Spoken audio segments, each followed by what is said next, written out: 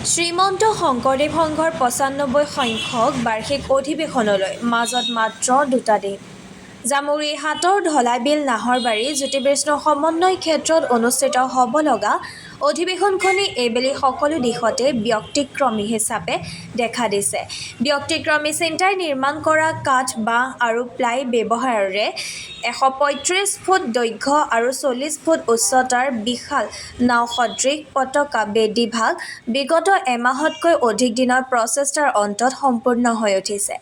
অধিৱেশনলৈ আহিব লগা লক্ষ লক্ষ ভকতৰ কেন্দ্ৰবিন্দু এই পতাকা বেদীভাগ নিৰ্মাণ কৰোঁতে ১০০ কেবি কাঠ, ২ কুইণ্টেল গজাল, ৩০০ বাঁহ আৰু ২১০ ডোখৰ প্লাই ব্যৱহাৰ হৈছে। অহা ৮ ফেব্ৰুৱাৰীত এই পতাকা বেদীতেই পতাকা উত্তোলন কৰিব শ্ৰীমন্ত শংকৰদেৱ সংঘৰ পদাধিকাৰ ভৱেন্দ্ৰনাথ ডেকাই।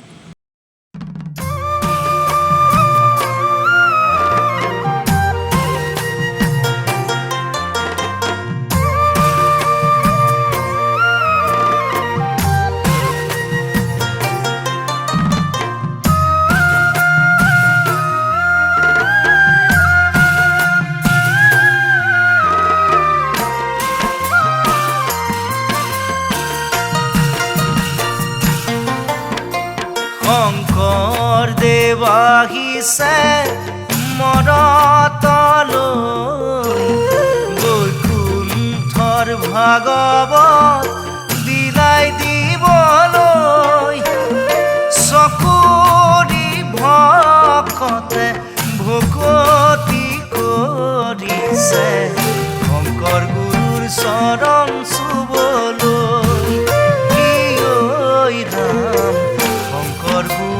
চৰণ চুবলৈ ৰাম ৰাম শংকৰদেৱ আহিছে মৰতলৈ। হৰি ৰাম ৰাম ৰাম ৰাম ৰাম